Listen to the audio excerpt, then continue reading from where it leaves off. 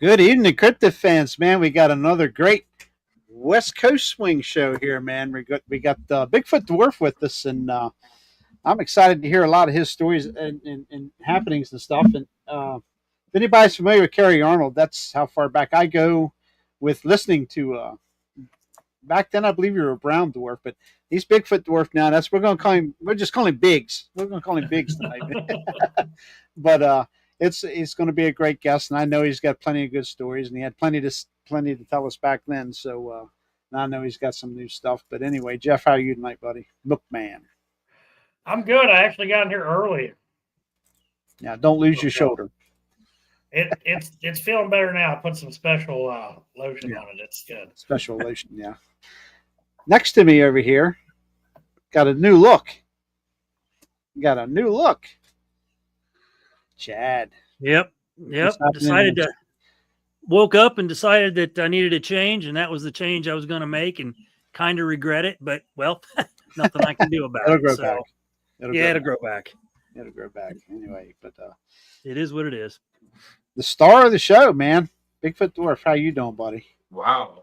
Doing 100. Good evening, gentlemen. Honored to be on. Super excited. We're hanging out backstage, chopping it up. And yeah, I'm ready to see where this boat flows. Just be careful. If we let Jeff as captain, we might be in trouble. Uh-oh. I see he's adding some more signs behind him there. He's starting to fill that wall up pretty good. I did that the other day. This whole corner's filled. And I've got my sexy Bigfoot over here in the corner. I put some more signs up. Oh boy. You're heading down a bad road, Jeff. I didn't get that. That was a gift from a friend. Gotcha. Is it petting a raccoon? Yeah, that's a raccoon. Yeah, he's Lord knows what's behind him.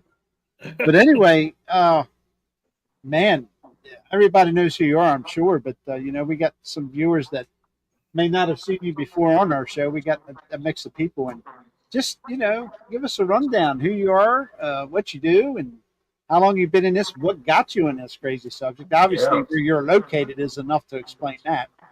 Yeah, right on. Thank you. The floor is yours. I feel like I fly kind of under the radar. There's a lot of big names out there, but yeah, luckily I've been in touch with some of those names, and yeah, so I'm originally from Southern California. Grew up in Los Angeles, Hollywood, and yeah, I told you had a star.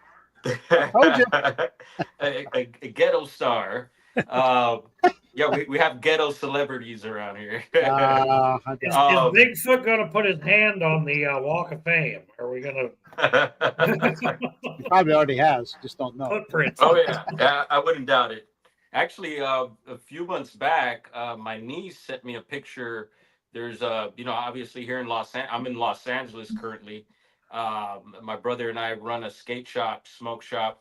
And so there's around LA there's still some filming going on. That whole industry seems to be going through it at the moment, but yeah, there's still some filming happening here and there. And my niece sent me a picture of a photo shoot, and it's actually a well-known diner where other films have been shot at, and it was a Sasquatch outside in the parking lot, and they got the cameras and everything. So I don't know if there's some sort of new Bigfoot movie coming out. Maybe he's in LA or something. Maybe they'll have one that's not like C-. Yeah, there haven't been very many good Bigfoot movies, that's for sure. Well, I that's true, I guess. I guess I agree, but most of them leave a lot to be desired as far as the. Well, there's a few that I like. Actually, I've seen one recently that a buddy of mine actually worked on. He's part of the Bluff Creek project. Rowdy Kelly up in Humboldt County, California. Anyone check out what is it? Sasquatch Sunset. Was that one with it's no words in the movie? Yep. Okay. I didn't watch it yet. Oh man, dude, you got to watch it. I heard it's pretty funny.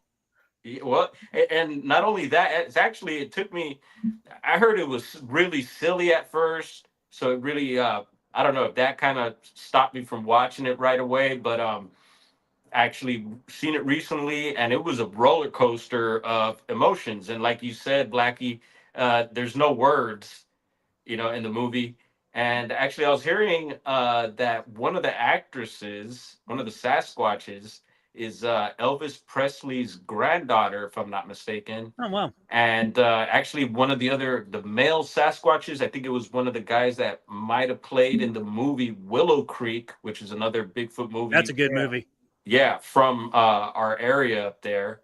And so Sasquatch Sunset also takes place up that way. There's other Bigfoot movies from up that way. Also, there's Primal Rage, which is Yeah. more of a That's my favorite. yeah Yeah. Gugway type. There was also Lost Coast Tapes. If you haven't Seen that? seen, Yep. yeah, that I was a think trippy, gets I kind of saw that. paranormally and I've watched so many of them. Sometimes it's like you got to go back and like try to rewatch part of it so you can remember which one it is. yeah. Well, it happens. And so it's actually pretty cool that some movies.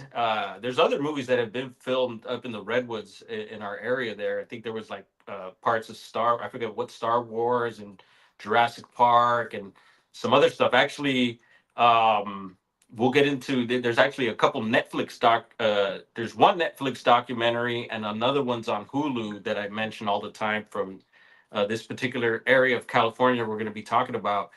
There was Sasquatch. We were talking about that earlier with Jeff here, and that's a weird documentary about some incident that happened on a ganja farm. We'll say a pot farm, and Bigfoot comes up, and but it's a twist. So I'll let maybe some of you have watched it already, but I'll let for those that haven't check it out. And then there was also what was it? It was called Murder Mountain. Was another one on Netflix, and that was based out of southern Humboldt, actually a few hills away from where we were living. Actually, that's the Alder Point area. We're in the New Harris area. It's just I could probably see the hill over, and the Alder Point store was about 15 minutes from where we're at. And that was like the ground zero of where this documentary was based on. But actually that documentary is like there's several counties. They call it the Emerald Triangle out there. So you got Humboldt, Trinity County, and Mendocino, which are like the big counties where a lot of pot was being grown, ganja, whatever you want to call it, weed, medicine. Anyway, so that was very interesting, and that gives you a little insight to some of the dark stuff happening up there. But at the same time, on the other hand, you have a lot of very positive stuff happening up that way. I call it paradise up there.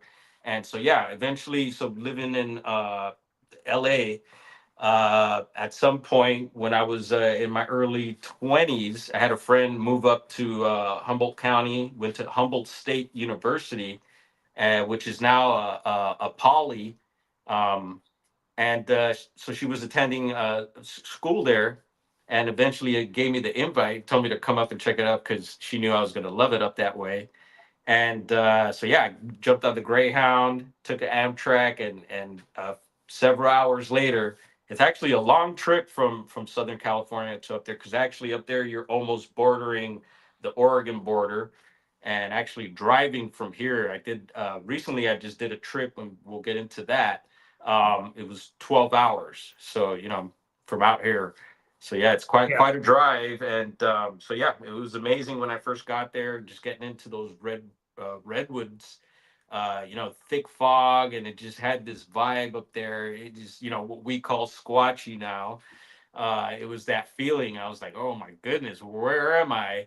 And just fell in love with it, And so I would continuously go up every year. They had these festivals, music festivals, and that I would attend, and I made friends over the years, and it was a ritual every year. Head up and do our thing. Actually, I'd drive up in a 73 Volkswagen bus, roof rack packed and friends and yeah, you name it. It was just some wild times. But How many people can you fit in one of those? I think the max you could fit a lot, but I think the max I ever did going up that way, I think I might have held 8 people. It might have been something like that, 7 or 8, something You like weren't that. It you was didn't have it properly filled. Is this still a yeah, Bigfoot no, I mean show? we could have picked up a few hitchhikers for sure. And people do hitchhike up that way still. It's crazy. So you Uh, had your own mystery machine. oh yeah. It was a love machine, the hot box machine. It was a Yeah. it was the kitchen. It was quite a few things. Sleeping quarters. Yeah, love those Volkswagens. But yeah, eventually, so after many years of going up, I'm talking about maybe over 10 years going up. I finally arranged to make a move up there. There was a lady friend of mine who had a boyfriend who had a piece of property in southern Humboldt. This particular area is called Honeydew, California, and they say because it's one of the sweetest spots in Cali, and I totally agree. And it's just like beautiful down in the down the hill. You have the redwood forests down there, state parks and stuff, and then up on the hills you got all types of your hardwoods, your oaks, madrones, and some softwoods, firs, and all that. But you're completely in the woods, so it was just a big change from Hollywood to redwood, and it was amazing. And so just got really familiar with the country life, hill life, and yeah, it was a drastic change, but I was able to adapt. And before you know it, even before that, when I first started going up there, you see Bigfoot. You'll eventually run into something Bigfoot related. There might be a shop, or you see people with stickers on their cars, shirts, and it's just in your face. And so going living up there and going through a few years of living and learning how to live up there, and of course talking to people and stuff. The landowner, he was very much in touch with the earth and everything, very hippie. um, and actually the property used to be a hippie commune. There were several families that used to live there way back in the day, and yeah, eventually everyone left, and so yeah, I was taking care of the place, and so yeah, he was very much into. He was Irish as well, of Irish background, and so he was very much into the fae, the fairies, and this. He taught me about certain things about the land and these different beings, and so he brought up fairies. Here we go, getting into fairies right away. Yeah, there was these particular sweet peas on the property that he told me. Make sure you weed whack these before they flower, or else the fairies are going to be upset. Or like stuff like we'd find mushrooms, a lot of variety of mushrooms up there. One time we found a fairy ring, a ring of mushrooms, and he was like, "Yeah, make sure a pregnant woman never sleeps in a fairy ring and stuff." And I took it very seriously. And I remember asking him about Bigfoot, and he kind of just like I don't know, for some reason it didn't fly with him, The it fairy made me wonder. the fairy rings did, but the Bigfoot But the didn't. Bigfoot didn't. And Okay. so what I got from that is maybe something maybe really did happen. Maybe something happened with him and these beings, and He maybe he just didn't didn't want want to to bring talk it up. about it. And so anyway, but yeah, on that particular land, there was a few instances. I never had anything like a full on sighting of like a Bigfoot or anything like that. But you could just sense, the land. It was definitely alive, things going on there. Your typical wildlife. And one time I did have a strange episode of sleep paralysis there, which was pretty weird. And I do bring that up sometimes. But eventually, a few years later, about maybe 4 or 5 years after living on the property there, I hooked up with my partner, and we ended up getting our own place, which was a little further south from this area here. And that's the area that I'm telling you where this Netflix documentary took place. And so yeah, interesting part of the county there. And there I started really getting into the Bigfoot. My brother started sending me stuff from online, and I started checking out what people were doing online and what they were finding, what they were talking about.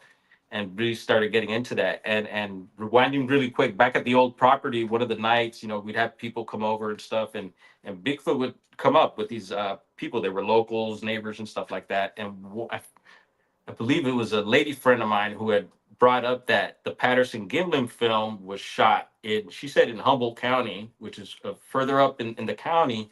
And I was like, what? Whoa.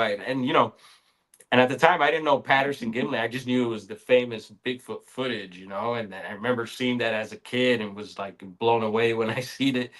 Um, and so I was really surprised by that. I was like, wow, okay, I got to get up there one of these days and check this place out. But anyway, so we move. I'm living with my partner, getting really into the Bigfoot topic. And so this property that we're on, it's 40 acres, heavily wooded, and your neighbors are over there and over there, and you can't really, everyone has their space. And I started, really paying attention to some of the stuff happening around the property. We had the typical, wildlife and stuff like that. But I started noticing certain things after a while, and there were like, knocks, and sometimes trees actually falling completely over. I've seen that happen several times, and I thought that was interesting. And it wasn't on a windy day, and I know there's deadfall and stuff like that, but it happened one too many times, and even our road got blocked several times, actually in a funny way. uh, we had a tree go over right in front of one of our main gates one time, almost like it almost seemed like a joke, like someone pushed it over, and to, I don't know, put a stop to your day or something, or play a prank. But it was just happening too much. And so yeah, I was paying attention and learning stuff, and moving fast forward, I began going to these state parks that were right down the hill from us, about 45 minutes down the hill.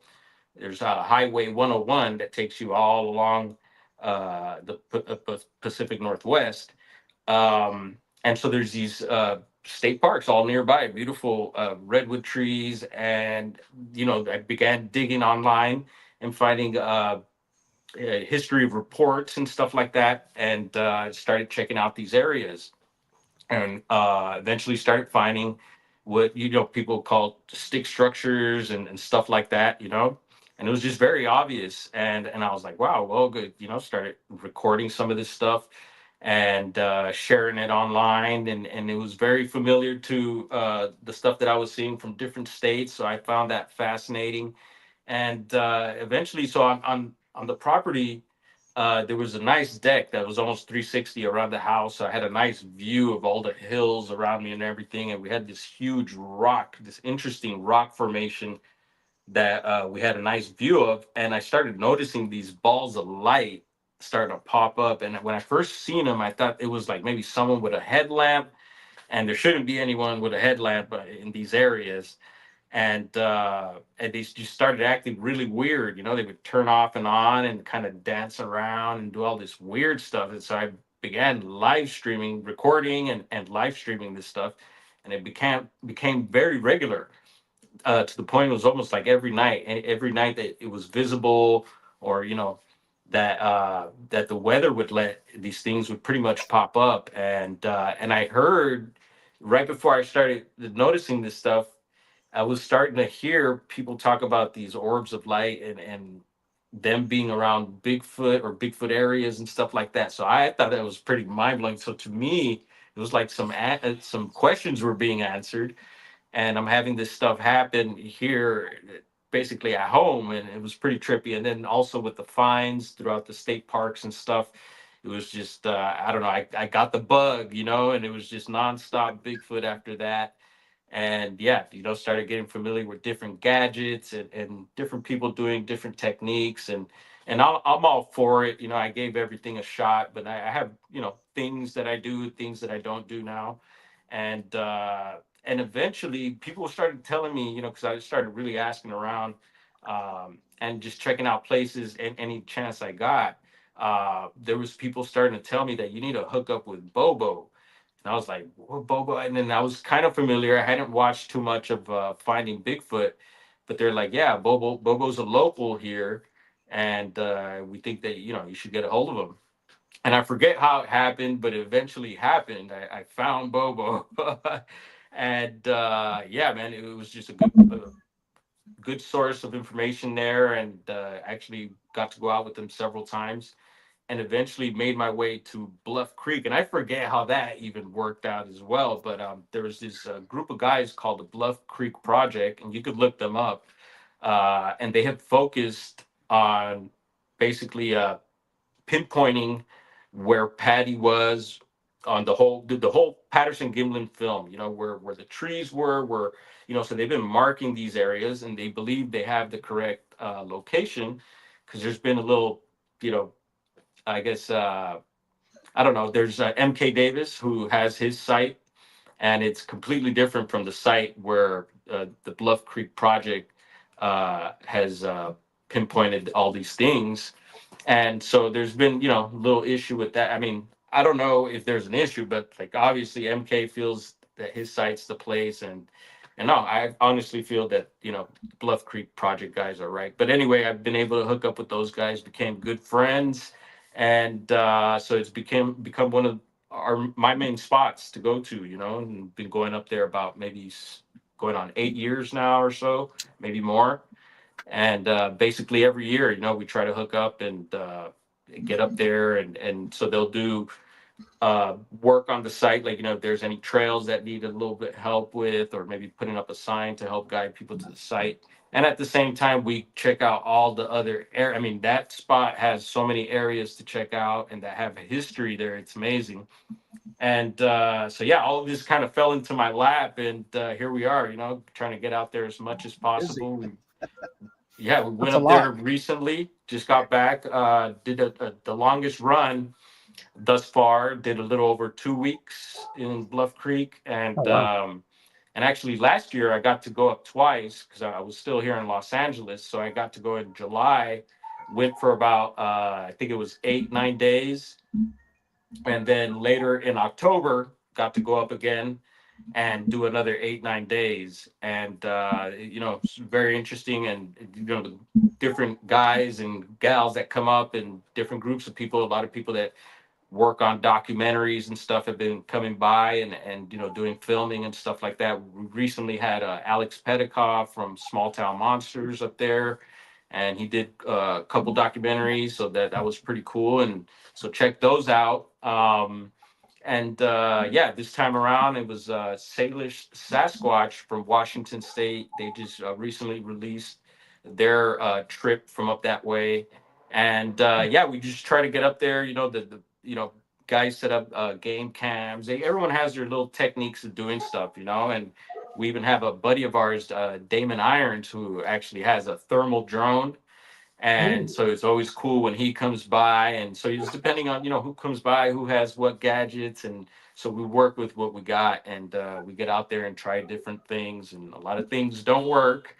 And some, you know, there have been some interesting finds recently, because people are always interested, like, whoa, what's been happening since the Patterson footage, right? And it just, there's been reports, there's still sightings coming up from up that way. There's some locals. We got to speak. Actually, they came out on the documentary, and I spoke to one person this time around, who actually lives at the bottom of the hill. There's only a few people that live at the bottom of this hill, and the rest of it is Six Rivers wilderness. And yeah, they, you know, mentioned about people still, neighbors still having sightings, and they actually mentioned also UFOs as well. So that's really interesting. Hey, I ask you a question: Is Of course. when you're up in that area researching, are there like, can you be walking through the woods and just see another trail cam? Like, how many people are researching those areas at once? Yeah, so like the Patterson Giblin site, I'll give you the heads up. There is cameras around there, and some of them you could spot. They're off the trail, and most of those I want to say are from the Bluff Creek Project guys. So that's another thing we'll do. We'll, you know, they'll service the cameras, put in new batteries, SD cards, whatever needs to be done. But there's other people that I don't know, and it's weird because I forget how I think it was through YouTube or something like that. Even this time around, I've seen someone left. There's a little jar when you get to the Patterson Gimlin site that it's like a little check-in. You know, you write your name and put your date and whatever, write something.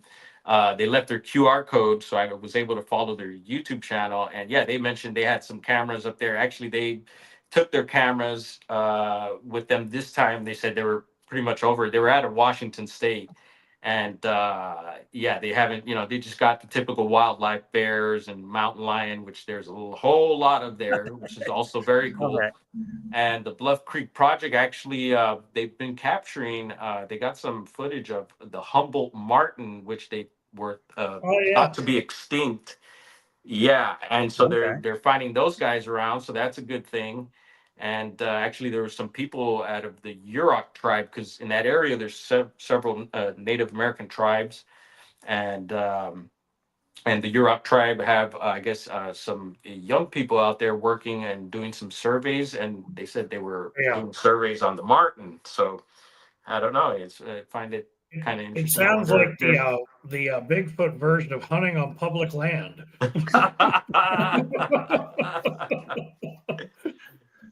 Yeah, so but yeah, there's been some interesting new finds out of up that way. There's a group I actually got to hang out with these guys, so they're friends. They're called Bigfoot Wilderness Research on YouTube, and that's Todd Samples and his buddy Doug, and they got a little group there. And big salute to those guys. They've been doing a lot of work around that area, finding a lot of interesting stuff. And some of the stuff that was pretty good that they found recently was a trackway in the snow. And this was like a couple years back. So going back to Small Town Monsters and the docs that they did, there's one called the Lost Bigfoot Highway.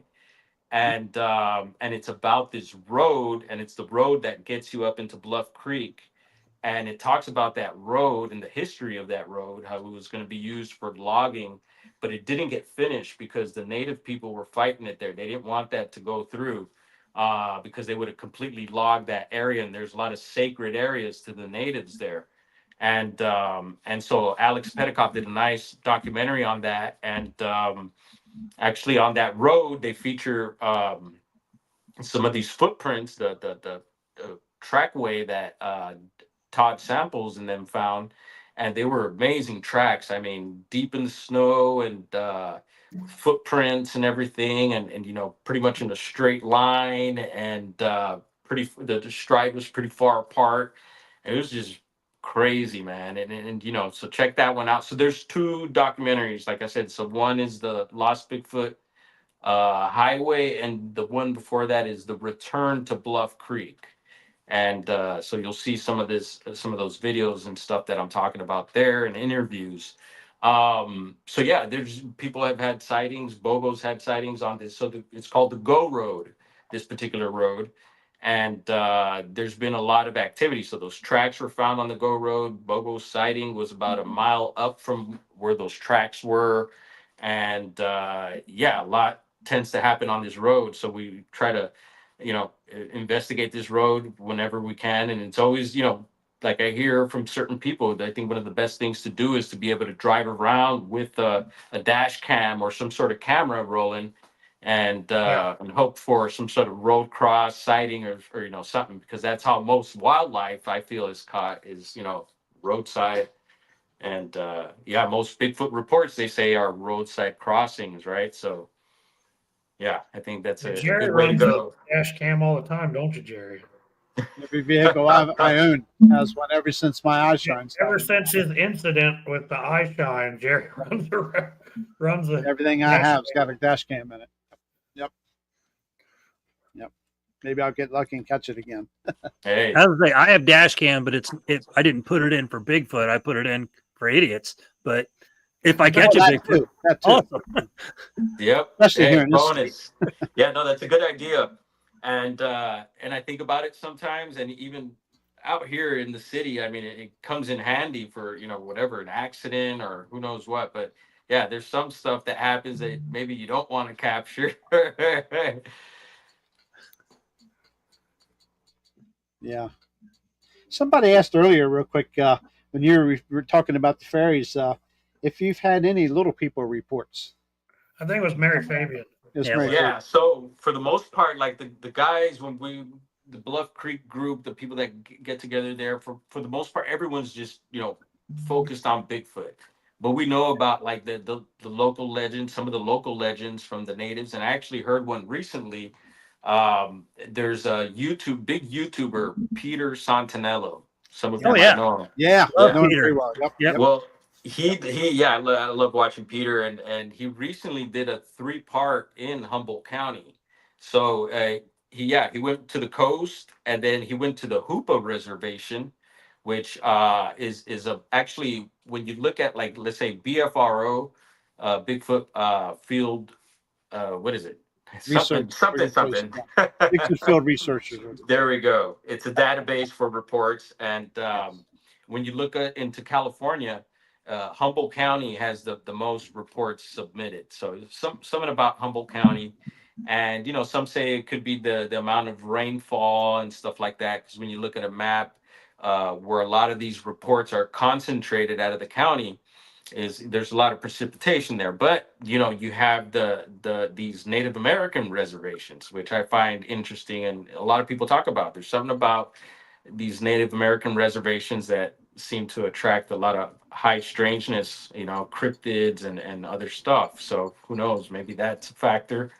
But yeah, let's see. Hoopa, David Politis wrote the Hoopa Project. So he had spent time up there, and I know people love David, people don't love David, and it's all good. For me, it's all about the 411, the information, Yeah. Right. you know. So There's a lot of and weird stuff going on with that. oh yeah. We have some weird stuff like that happening, in that area too. But David hasn't really reported on it. There's some cases he's touched on, but anyway, supposedly it's not one of his cluster zones. But anyway, and he wrote Tribal Bigfoot, which was also based out of Humboldt County there. So he spent some time up that way, and of course, you go back in history and just where the word Bigfoot came from, was from these hills up here, and actually that particular hill going up into Bluff Creek, it was road workers that were, starting to make this road into this hill, and eventually started noticing some of their construction and these oil barrels, or I think they were fuel barrels or something. They got launched into the creek, and there's tracks all over the place, and these stories started coming down into town, and eventually the Humboldt Times got a hold of some of these stories, and that's when they coined the term Bigfoot. And so yeah, a lot of rich history like that. The whole Patterson thing, even before the Patterson film, there was some of this activity, like I'm telling you, the whole barrel situation. There was stuff going on, I think, even going back to the late 50s, and then that kind of spiraled into the whole Patterson thing, So it wasn't just like Roger and Bob just went out there on a wing on this day, and it all happened. No, there's a whole backstory behind that. And every time I go up there, I learn more and more from the guys, the stories, and of course I hear from online, different people's a lot of the old school guys that may still be around, we've lost a lot of them. And you hear the different stories, and yeah, there's a lot of conflict and stuff like that. So I just try to, again, pay attention to the 411 and not focus on the persona, and yeah, it's just I feel Patty's real. And I feel that the area is still active. There's still stuff going on up there, and all throughout the county. It's not only in that Bluff Creek area. There's so many hills up there. It's just amazing. And a lot of space for these beings to be, a lot of food. This time around, berries were all over the place. We had red huckleberries, thimbleberries, Oregon wild grape, wild strawberries. I mean, I could go on and on about the berries, and then of course, Bluff Creek. They say because of what had happened, there was a major flood in Humboldt County that destroyed literally towns and stuff like that, and that blew out the creek, Bluff Creek, and so there's all this. It changed the creek there. So there used to be salmon runs on there, and they say due to the flood, the salmon can't make their way back up that way. But there's other nearby creeks that still have salmon runs, so there's still salmon in the area. And recently, at the bottom of the hill, you have the Klamath River, where there's a lot of history there. You know, the Yurok tribe. I mentioned the Hoopa, the Karuk, and there's other tribes as well throughout the county. But in that area, you know, the salmon is big to them. And they recently, I believe, opened up a dam. There was a big push Yeah. and a fight going on for a long time with the Klamath River, and they recently opened up the dams there. So there's a lot of changes going on up there. And yeah, hopefully, you know, the fish keep on thriving, because a lot of the rivers have been, you know, suffering, kind of getting dwindling and stuff. And yeah, it's not good. And of course, we were talking about fires earlier. There was a fire burning at the moment up in the Bluff, like near Bluff Creek. It was called the Butler Fire. I'm not sure on the situation at this point, but it was burning while we were there. And I was also talking about how we usually get these fires when we're up that way, which could, yeah, it could get scary. You know, you got to stay informed on what's going on. And luckily, a lot of the guys that go up there have amazing backgrounds. Like I said, our drone pilot is an actual pilot. We got another buddy of ours, Kip Morrell, who's worked in fire for a long time. He's been up on helicopters, rescues, and stuff like that. So, you know, a lot of people with a lot, you know, Robert Leiterman, another Bluff Creek Project guy. He's a ex Humboldt County forest ranger. And so, you know, we get people up there with some backgrounds, and then you get people like me. But yeah, you know, so I've been learning a whole lot every time I go up there, and little by little, you know, I'm getting more pieces of the story. And yeah, you know, there's talks about supposedly there's more to the Patterson Gimlin film, which I do believe there's more footage out there, and that would be exciting to see, because there's been claims of a possible massacre. There's a massacre theory, and you know what really Yeah. happened that day. And yeah, I find it fascinating. There's Yeah, I've been a heard lot of there's stories more about there. Yep. To what we've seen, there's more to it. So I will will we say see the it one one day? thing Let's hope. the one thing that gets me about that footage, especially over the years when they've, you know, cleaned it up and stuff, you can't look at that and tell me that that's somebody in a costume. And Whoever it is, it has a nice rack. yeah, Yeah. I don't think Bob Heronius had boobs, so you know he wasn't tall enough to make it look like that. And the costume didn't even look anywhere near what that looked like. So I don't know Well, how anybody believes that that guy was really the one in the costume. So I Yeah. don't believe. In my honest opinion, I think that just like with what happened with UFOs and the disclosure, eventually they're going to have to admit it. There are too many people coming out telling their experiences with, you know, with cryptids, and they're going to have to eventually, I feel, going to have to say something at some point and admit that they're there. I mean, Yep. Yeah, that's going to be a weird moment, I think. and a everybody's person going to be like, not "Told you so." Yep. There's And so, yeah, no there's human been alive other that has a stride like that. there's been other footage, actually, also besides the Patterson Giblin film, from that area. So I was mentioning Humboldt County, but it's actually, there's several counties up in that area that all actually border each other. So from what I've heard so far, we're looking at maps with Robert, and he's really good at maps. Robert Leiterman, I just mentioned. And yeah, we were seeing. So I think where Patty was and everything, and Bob, that's technically, it's called Del Norte County.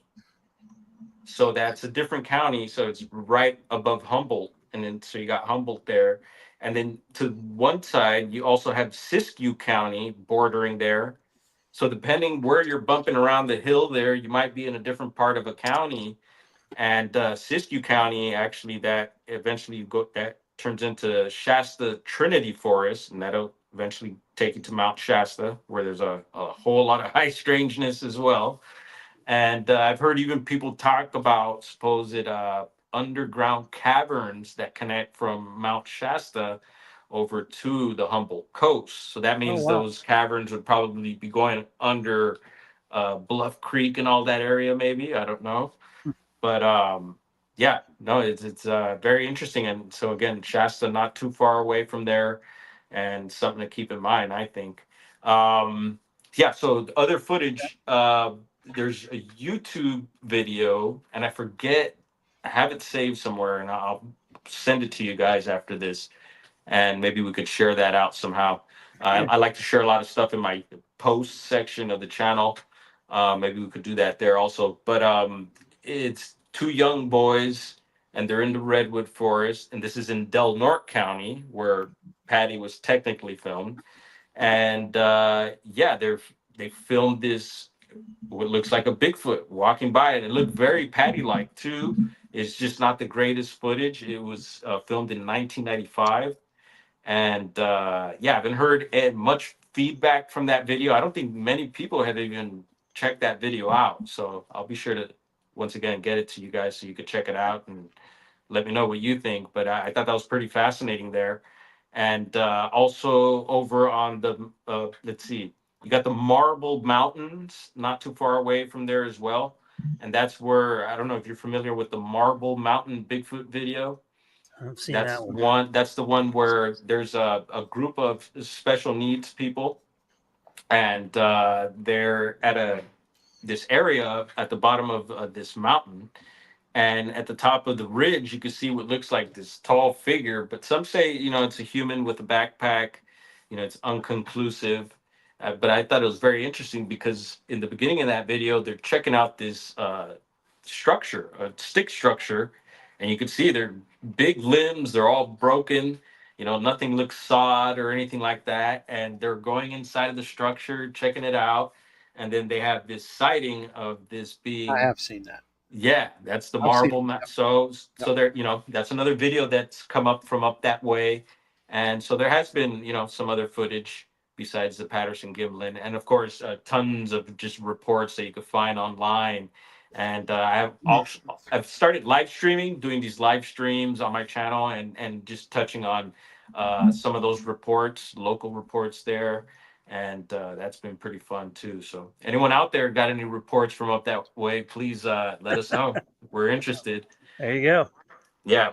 And so this time around, really quick, on my way up, so I seen a report. There was a report that I seen right before heading up on this last trip, and it was on off the Bigfoot mapping project, and it was in southern Humboldt. And so I was like, all right, perfect. So I'll be able to stop. And I was very familiar with the area. I'll be able to stop and do a little maybe roadside video and maybe touch on the report and stuff. What's interesting is right where this report is, there's a gift shop right on Highway 101 there. It's called the Legend of Bigfoot. And there's been several reports in and around that area, and here's another one. And so I'm like, wow, we're getting another report. And some of those reports I've gotten from there were firsthand. Like one, for instance, was a Jamaican friend of mine who has nothing to do with Bigfoot. And yeah, we're hanging out and talking Bigfoot, and he was saying that yeah, he had a sighting one time coming from LA, and right when he got near that area of the gift shop, he's seen this big hairy thing walk across the road there. And the road is very tight there because you got redwood trees. So it's not a big road at all. But yeah, a lot of stuff. And actually, the music festival that I was mentioning that I would go up to is right in this area right there, right around the gift shop and everything. And you got the Eel River that snakes around there. And so I got a report from a reliable source from the county, wink, wink. And he was saying that they had reports and campers were at this festival that I used to go to. And they were girls, and they were at this particular, because you used to be able to camp. It's like a 3-day festival. So you're camping in the redwoods and stuff. And these girls seen a male Sasquatch, and they were sure it was male because the lady was focused on its member there. Yeah. And yeah, like I said, there's other reports that you could find online, and interesting area. And there's, not too far from there, I found plenty of structures, and is it Bigfoot making them? I don't know, but I follow them, and there's a lot of weird things that happen with these things sometimes. And I actually started finding stuff right on the beach along the coast. So there were certain beaches I started to go to, and I started finding these stick structures as well, teepees, and just different stick stuff. And again, up that way, there's a lot of free-minded people, hippies, a lot of groovy people. So I could get, a lot of them like to stack rocks. I've seen hippie folk stack rocks, so I know they do that. Right. And but yeah, the beaches where I was finding this stuff on had a history of reports. So I found that pretty fascinating. And yeah, I have had a couple sightings, and if you'd like, maybe we'll wait for the milkman to come back and we'll talk about my sightings. Yeah. But yeah, there's a couple sightings that I've had that I feel are these beings, and it was pretty weird. So yeah, I can't imagine. It sounds like there's a lot of activity up there. Oh yeah, yeah, and it's not like you go up there. Chances are, you're not. It's not Right. like, oh, they're jumping out of the redwoods and here and there and all over the place. No, no. I mean, I was living up there over 10 years, so this is all within that amount of time. So it's not, Well, for the most part. It's also good that you're an open-minded person that believes in that, because I'm sure a lot of people just walk through those areas and, hey, look, those sticks fell in a really funny way, and don't really think about Whatever. it. Oh yeah. And not everyone up there is a Bigfoot believer. Hey, what's up? Is that the little Yeah. milkman? Hi. What's up, That's man? Ninja Milkman. Oh man, I'm jealous. He's got a Oh nice man, huge ice man. cream Man, look at sandwich. that. I am. Grandma just Yeah. dropped them off. I'm on my I way can to munch get on one, of Jeff. those right now. Yep. I know where they're at too. Hey, He just walked in the door with a whole case of them. Oh man. that'd be a good one to gift to Bigfoot, but he'd have to hurry up and get it before it Yeah. melts. That's awesome. Right on. So Jeff, I was gonna bring up my sightings, brother. I Oh, waited for awesome. you. Let's do it. Yeah. All So ears. so the southern part of the county where we're living. And actually, I got to live in a lot of different parts of the county. Even we had our place down south, but our son started going to high school, and we wanted to get him into a better school because it was a very small town where we were there, and where he was going to school at. So we got a place in town as well. And so there, in town, you got all the fun stuff. Even though it's a small town, but you got your Costco, Walmart, and they recently got the In-N-Out Burger and all that stuff. So yeah, so back down south, it was a hot summer day. I remember it was a hot day, and I was again, where the property is like gated, so they're people aren't supposed to trespass.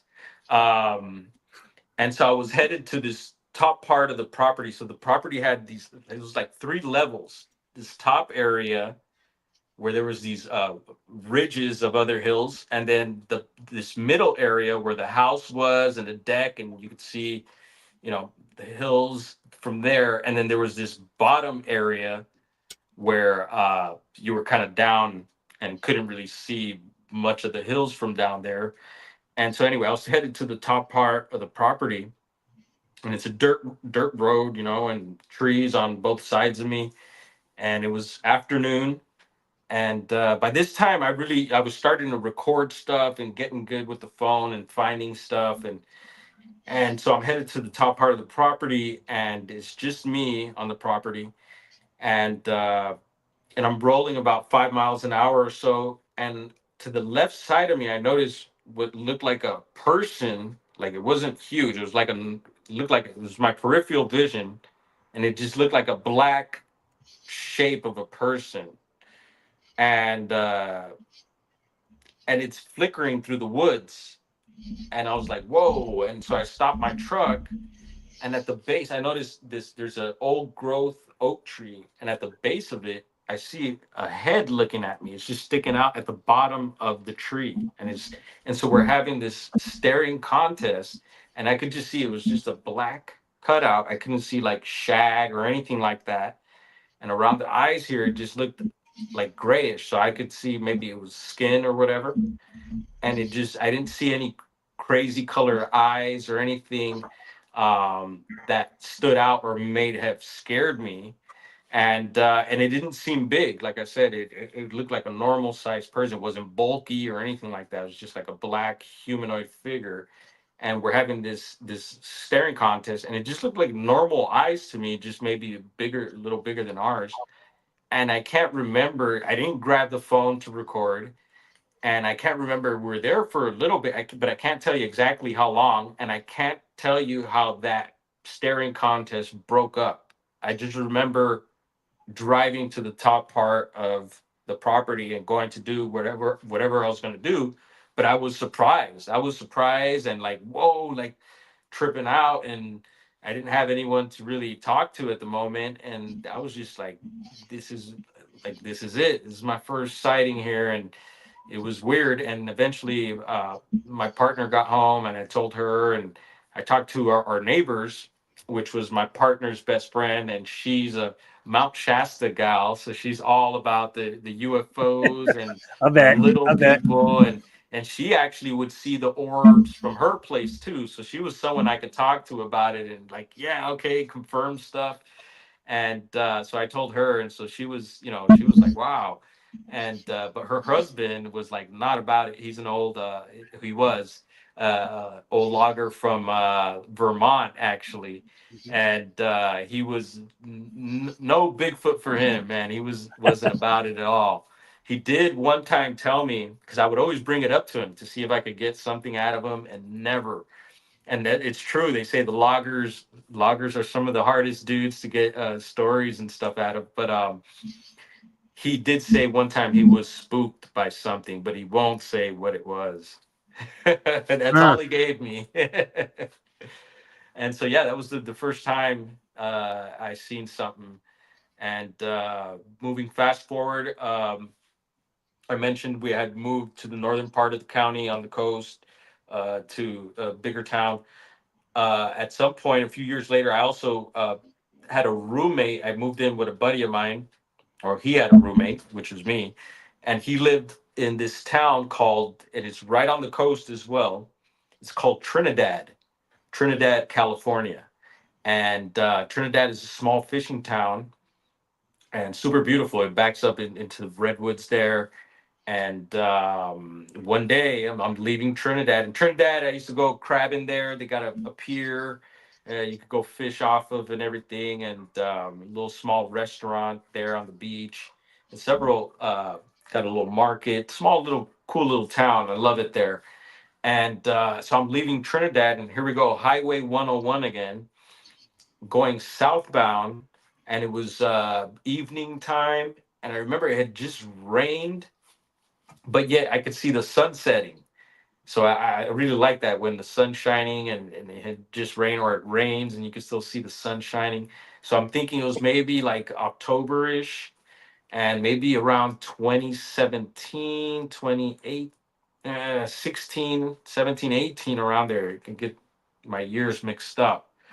And so I'm headed southbound. I get on the on ramp of the freeway, and there's like 3 or 4 other cars already on the highway. And so I noticed them. But then on the opposite side of the highway, I noticed a tall figure, really tall, thin figure. And yeah, whatever. We're still rocking and rolling here, no matter what happens. That's something. It's yeah, it's the Gremlins. I guess. And so this tall figure, tall, lanky Some figure.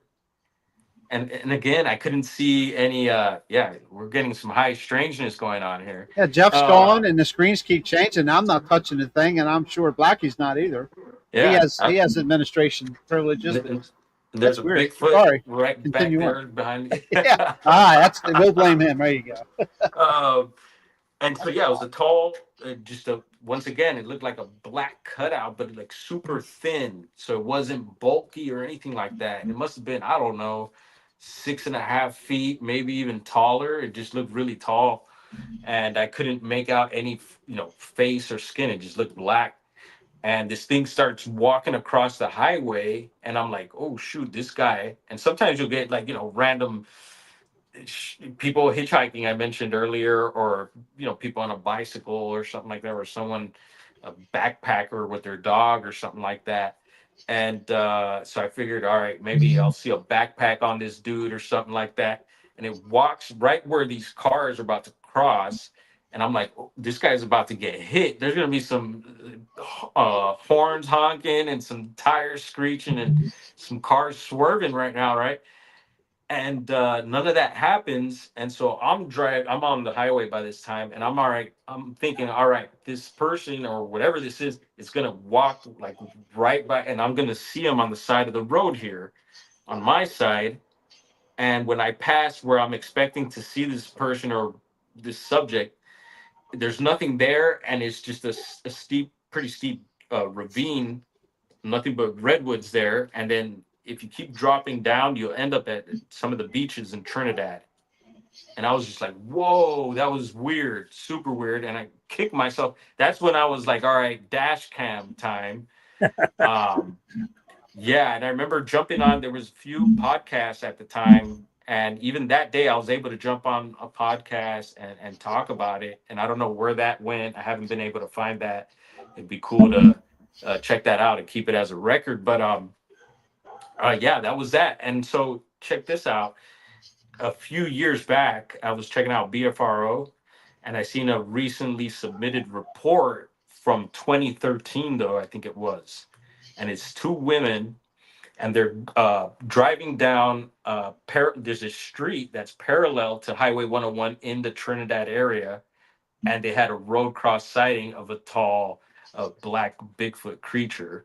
Cool. And yes, and there's more actually further up the road there. There's other sightings, but I'm just focusing on Trinidad here.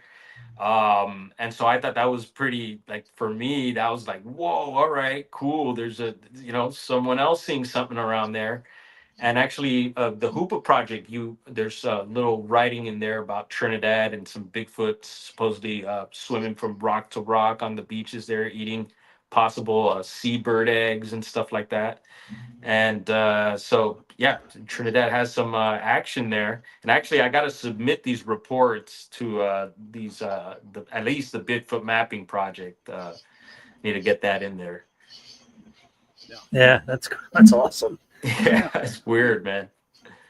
Jeez. So it wasn't, a scary, both of mine were road cross, or Right. at least I was on the road, and it wasn't like, action packed or anything like that.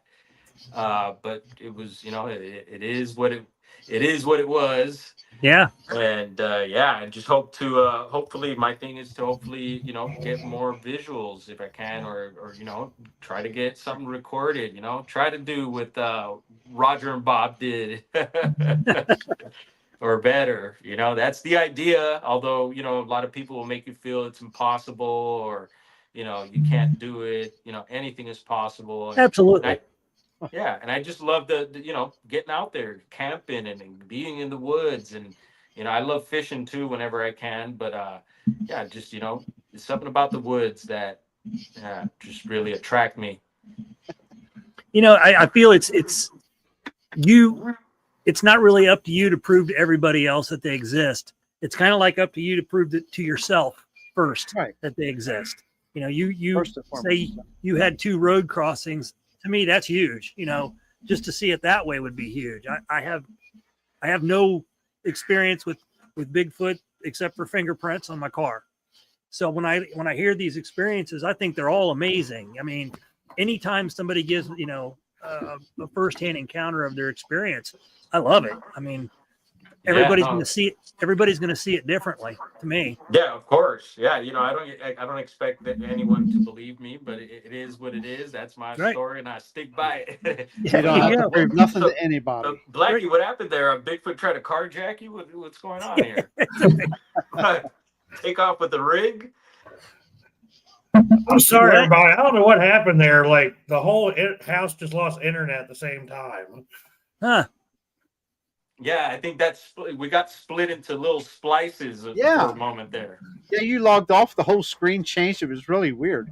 I had to go back and go, Well, here was the what's thing. going on? He was telling me in the other room, he's like, something's not working. And I walked in there, and then all of a sudden I heard you guys shut off in here, and I'm like, what the hell just happened? Yeah, it's weird. I don't know. We're blaming it on the Bigfoot behind It's the Bigfoot Men in Dwarf. Black. Yeah.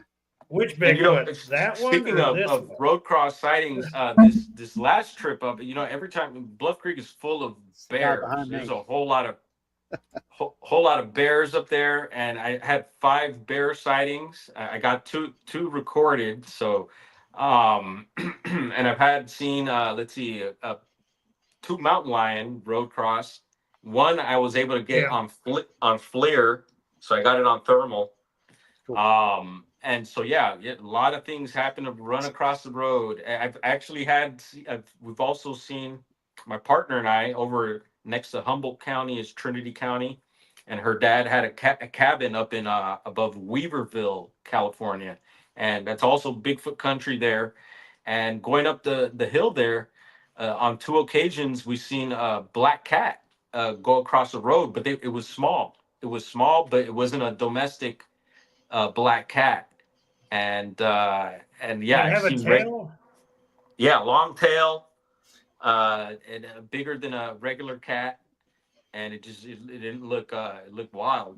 Well, there has been talks of jaguars and stuff moving back in from like Mexico and those areas. So Yep. somebody just caught one in Arizona, Yep. not a black one, but like a Spotted. full, spotted brown Yeah, or jaguar. whatever. Yeah, I don't know what shape they got, but they're like colored and stuff.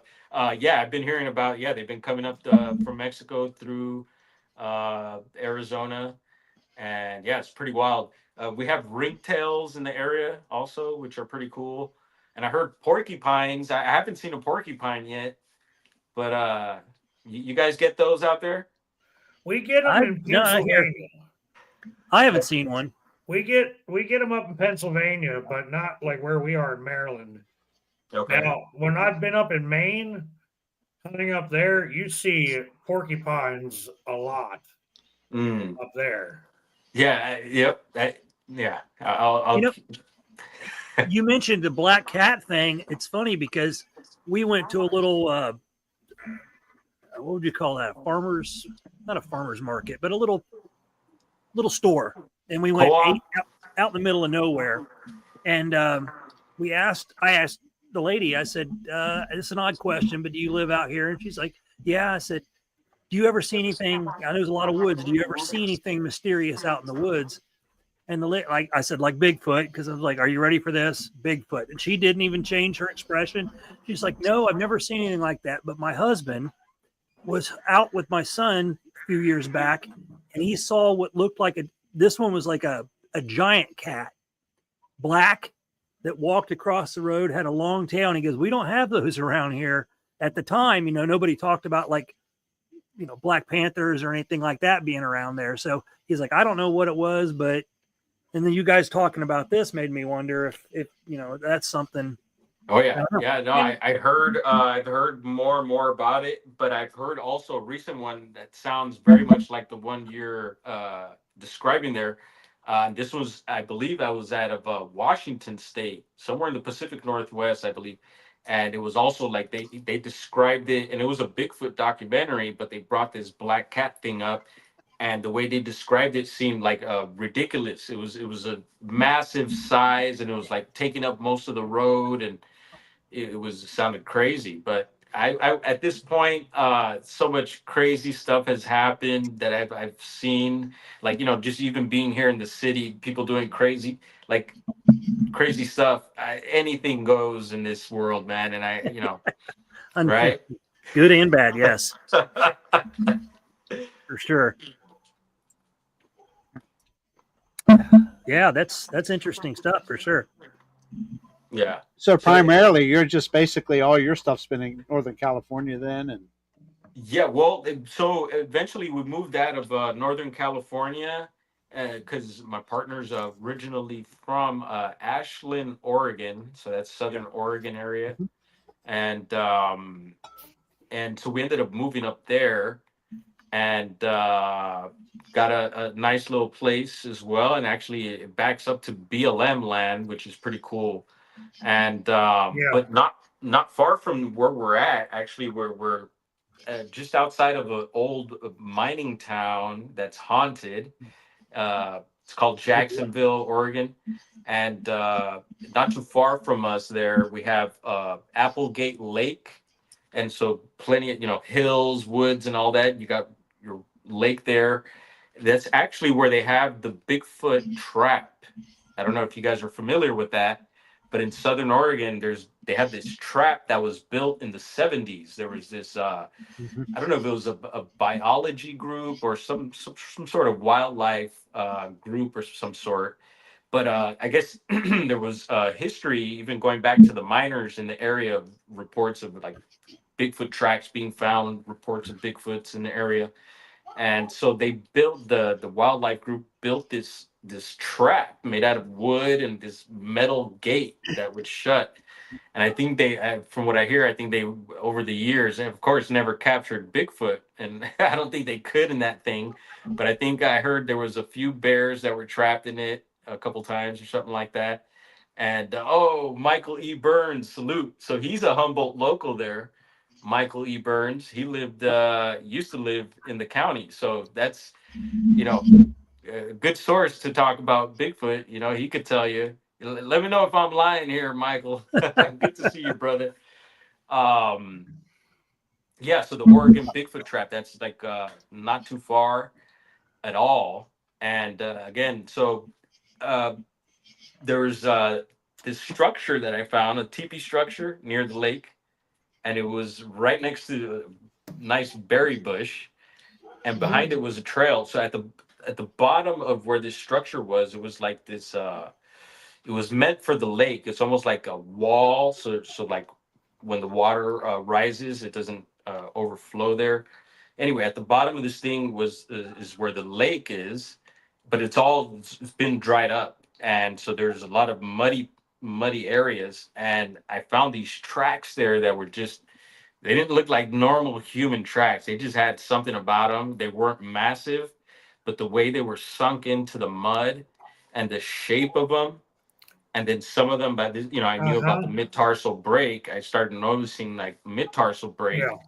and I was just like, man, this is kind of odd. And so I recorded them. I didn't have any plaster or anything, but I came back the next Sounds day. like I my marked them. adventure. Yeah, went and got some plaster and came back and gave it a shot. Tried casting, and I was able to pull a couple casts. They're not the prettiest casts at all. I need a lot more But you practice. got them out of there. That's what. Yeah, I got them out of there. And but the video, I mean, it's pretty. For me, it was mind blowing. I was like, "Whoa!" I wasn't properly prepared when I found mine. Yep. And I need to get that LiDAR app. Yep. But the problem is where I was when we found it, we were out turkey hunting in Western Maryland. We weren't even out there, looking for anything. And I had some stuff happen that weekend, and the ground was real dry. It would have been real hard to pull a cast, especially with the leaves and stuff. So I was like, well, we're just going to take a picture of it and leave it at that. I mean, there's not much I could have done in that situation. Yeah, better than nothing. And our cell phones kept dying. I had no power to get, we kept losing service, and we were having battery drain on everything. Yeah. Speaking of the LiDAR, which is a great tool, and I got to get more familiar with that. Buddy that was up at Bluff Creek with us, he actually comes out from Florida. I don't know if you're familiar with Tate Hieronymus. Mm-mm. Yeah, no relation to Bob Hieronymus, the guy who was in the Bigfoot suit. Yeah, so Tate usually comes out, and he was actually doing a LiDAR scan of the Patterson-Gimlin site. So I think he's got a little project coming up here where he might be presenting something along those ways. And who knows? I think I was okay to say that. Sorry, Tate. I'm sure it's okay. Yeah. But yeah, different people doing different things up there. Like I said, everyone, Tate was doing the LiDAR thing this time. I was just focusing on doing a lot of thermal imaging at night. So we get out there at nighttime. We walk a lot of the roads, in complete darkness, which could be pretty scary at times. Yeah, But yeah. Sure. yeah. But it's exciting and fun. And then sometimes you'll get some action. Sometimes you'll get some tree limb snaps or some wood knocks or some weird vocals and stuff. And there's times, like I said, most of the time, a lot of the time, nothing happens. So it's a roll of the dice, Yeah, I bet. Yeah. Yeah, the buddy that was telling you about the guy, the pilot with the thermal, Damon, last year, actually, the night that I got into Bluff Creek, I turned on my audio recorder, left that running, and the next morning we're getting up and Damon's like, check this out, and he shows us his audio recorder, and clearly you hear, I think it's a wood knock or two, is what it sounds like. And then you hear these like monkey sounds right after that, and it was weird. It's the weirdest thing. It was like he was like, "Yeah, that was last night," and I was like, and in the morning, I didn't hear anything, so I was like, you know what? Maybe nothing happened. Let me just delete this recording. I probably would have had that recorded too, but I deleted it. Oops. So don't do that. Don't feel bad. I've got footage from last year that was like 23 hours. I left the damn recorder out for a day, and I still haven't finished listening to it. Oh yeah, yeah. No, audio is a difficult thing. It's tedious. You got to be patient. Yeah, it's not easy. Even going through my footage. So that's what I've been doing now. Is just trying to go through my footage and hopefully I've been posting a few shorts videos. But even when I got back from up there, my phone was all full of data, wasn't letting me transfer this and that. It was just a mess.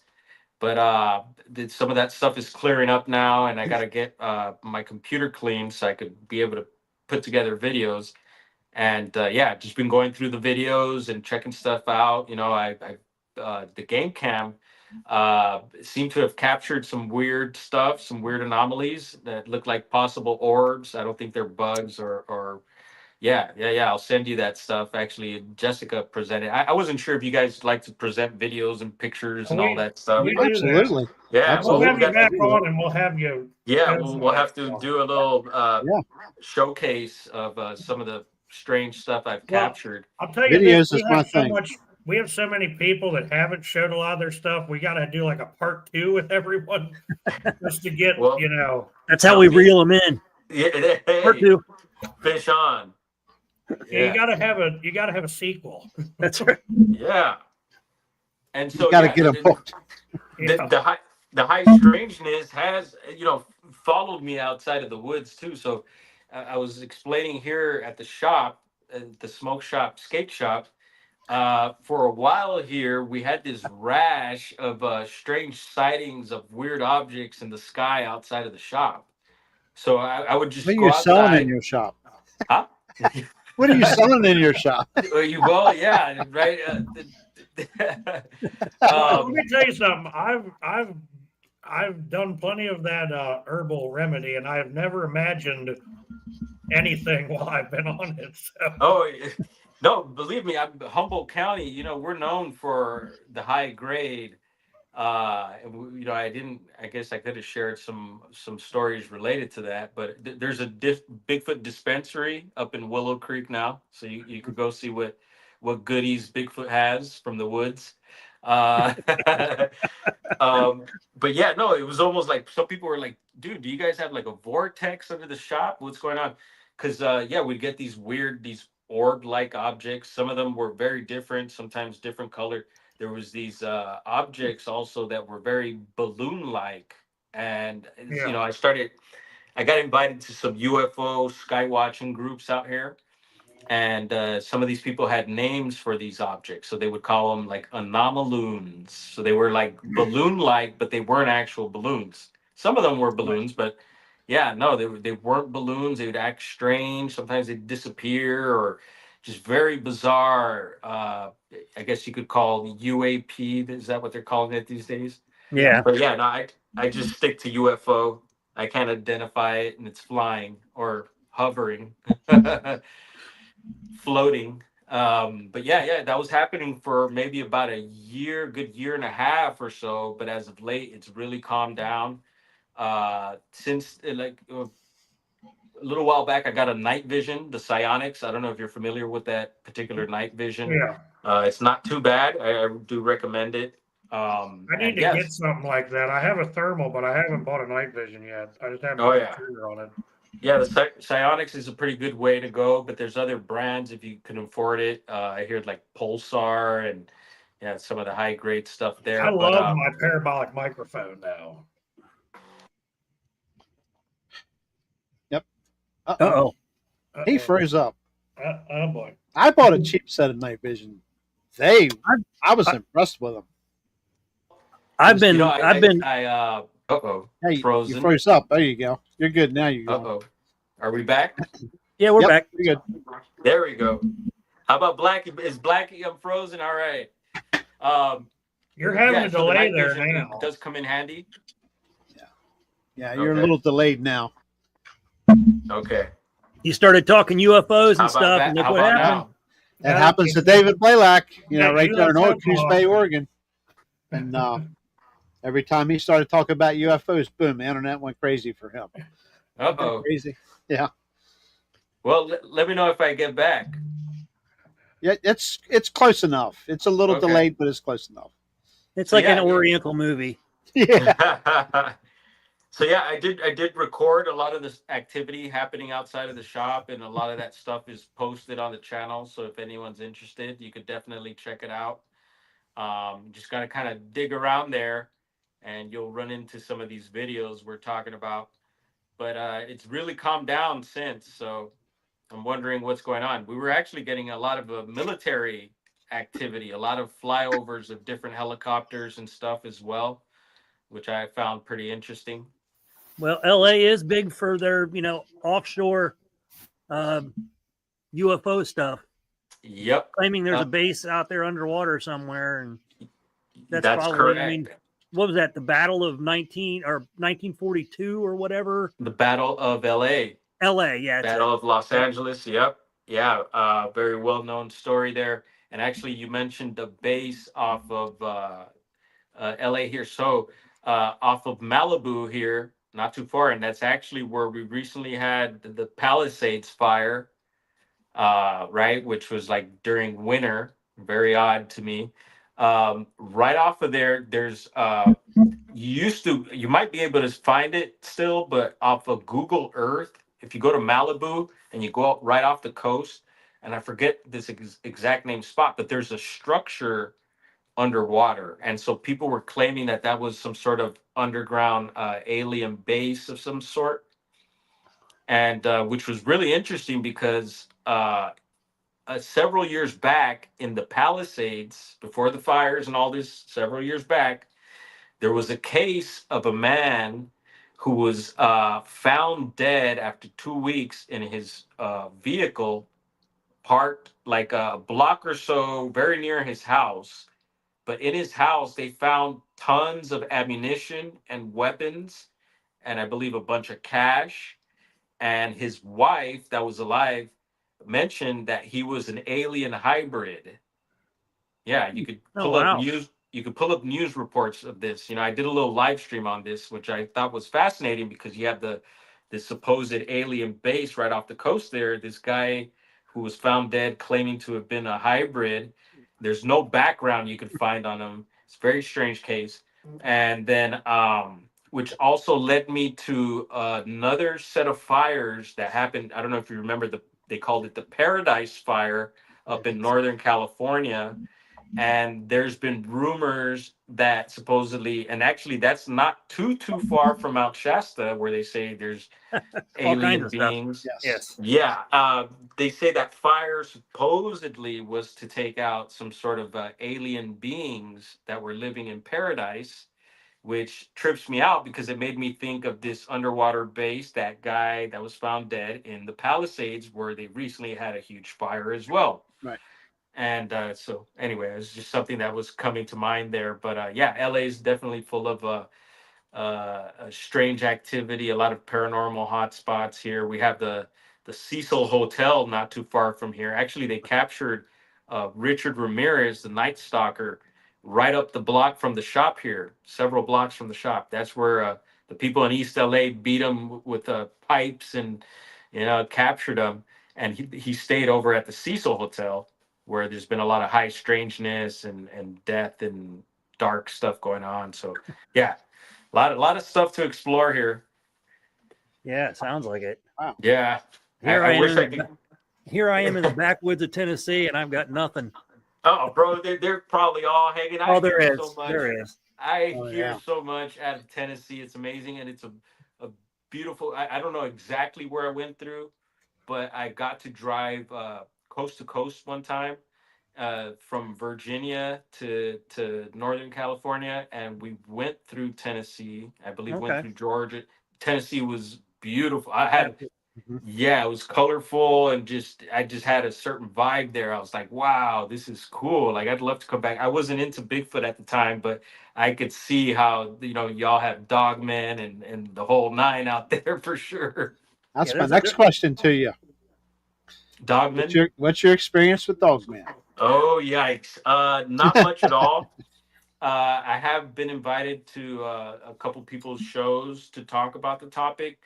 And one of them, I believe, was with Jessica Jones, and the topic was these attacks. So there was a buddy of mine that was actually a customer from the shop, lived in a county next to Los Angeles called San Bernardino, and there's actually Bigfoot reports out of there going back, and a lot of weird stuff. And so he was actually sleeping out of his truck and working too, unfortunately at the time.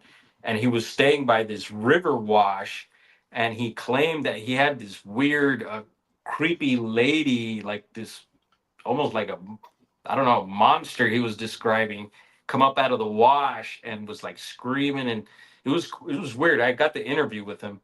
And anyway, he had also talked about possible like homeless people maybe being attacked by this being or whatever it is, and somehow Dogman came up, and so I started looking into some possible Dogman reports, and then maybe possible homeless being attacked, or maybe reports of it being maybe claimed to be a dog or some sort of unknown animal. And so there was some information coming along, but I have not had any Dogman experiences firsthand or anything like that. I've heard of a couple reports like near the border and then up in the redwoods. And I'm hearing a little more out of Oregon as well. So we've got them here. We've got them here. Yeah, I wouldn't doubt it. And I wouldn't doubt it here in Southern California as well. Just because there's a lot of high strangeness with occults and stuff like that, cults and occult stuff. So it wouldn't be surprising if someone could turn into a werewolf or something like that, we've got local guys that have been on here about Dogman sightings. Oh wow! One guy's actually had 3. Oof. Yeah, you see, and I'm starting to hear it more and more, and that's one thing I don't want to have in mind when I'm out in the field. Like Bigfoot is like enough to deal with. you know, and just Yeah, the I don't have thought, a problem with the big guy. It's that thing with the dog head that it just They there's won't there's bother seems two you. demonic. there's two things in the woods that I don't trust is Dogman and crackheads. Those are the two things that That dog man ain't gonna bother you. It's I'm the more crackhead that's concerned. going to I'm get you. more concerned about the crackheads than I am Yeah. about anything else. Yeah, well, crack was in the '80s, but yeah, no, the tweakers, whatever. Yeah. Hell, you could be a pothead, but if you're doing bad stuff, I don't want you near me either.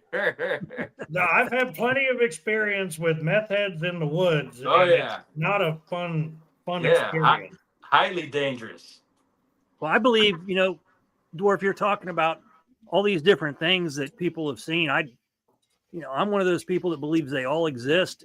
Again, what I always stipulate is that there's so many creatures that we find every day, new creatures that we've never seen before, whether it's from the ocean or in the woods in Africa and South America, whatever. South America is so dense, just like part of North America is, but so dense. Who knows what lives there? There was a story out of, I believe it was Chile, about this, and it was big news for a while, of this tribe of people seeing these giant moon-eyed people or whatever coming from the sky, or face peelers or what they were calling them. That's pretty crazy stuff. But I mean, these people it was a tribe of people. Were they making it up? Excuse me. They're Yeah, not that trying to was get out on of the news. that was last year actually when Mhm. we had that streak of alien reports. We had the Vegas situation. Then it went to Peru. It was They had one in Florida. I wonder if that one was ever the one at the mall. Did you ever see that one? yeah, that They've was never proved anything, and it's all quiet now. Yeah, don't hear anything yes, about sir. it now.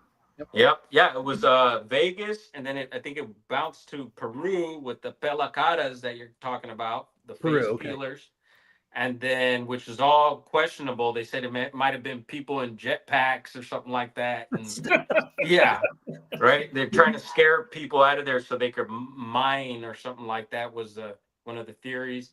And then after the Peru incident, you had Right. the Miami incident. And while we're on this, what's up, Amanda? Much love. And Amanda's a NorCal girl. She's a Northern California gal.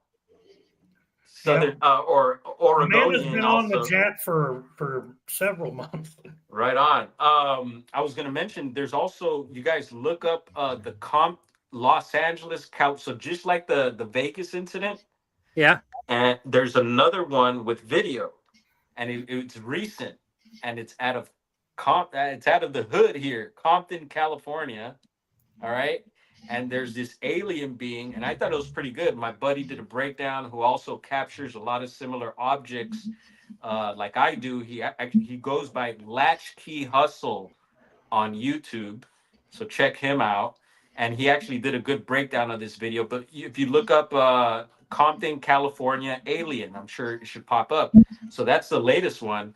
And I thought it was pretty good. So I'm gonna I'll have to check get a that out. notepad and start scribbling stuff down over here. yeah, no, Blackie's ready. He got the notebook. I see That's him right. jotting away there.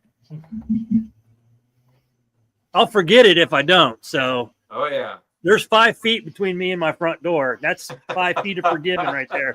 Hey, Dwarf, have you ever heard anybody talk about pale crawlers out there? What they refer to as the rake? Yeah, no, I haven't, but I've just been hearing a lot more online. I've got a guy that used to haul manure over here at the farm. He actually encountered one not far from here, across the river. And I wish I still had his phone number. I'd get a hold of him and talk to him about that more. But it's a very well-known area. Jerry and I both know it very well. And it actually climbed over a chain link fence from the reservoir and climbed over into the road and then climbed over the guardrail down into what we call the Great Abyss because it's like, or the divide, because it's literally a straight drop off. Yep. Wow. Down towards the river. That area. Yeah, that area is. I've been all over that area. It actually did this and shielded itself from the light of the car. No thanks. Jerry muted himself. Sorry, Jerry. Yeah, no, I've been hearing a lot more reports of these rakes or pale crawlers. And yeah, there's got to be something there, you know. And I've heard, I forget the tribe, but there was a Native American guy that was saying, I think, saying something about like using cedar ash to deal with these things. So maybe putting cedar ash on an arrow or something, or on a bullet. Yeah, you might want to look into that if you're having issues. I think, okay, again, this is my thinking. You know, we've talked about these things. Mankind's talked about these kind of things for hundreds and hundreds of years. You know, our ancestors had the American Indians had their stories about, you know, Sasquatch or whatever they called them. And these things all went back from ghosts to, you know, there's biblical paintings of UFOs in the background. That's why I always say I can't believe people don't believe these things exist. People don't, you know, cavemen didn't draw what they didn't see. They saw something, they drew it. Same with Indians. They drew 100%. What they saw. And why people say, well, that can't possibly exist is just beyond me that people think that.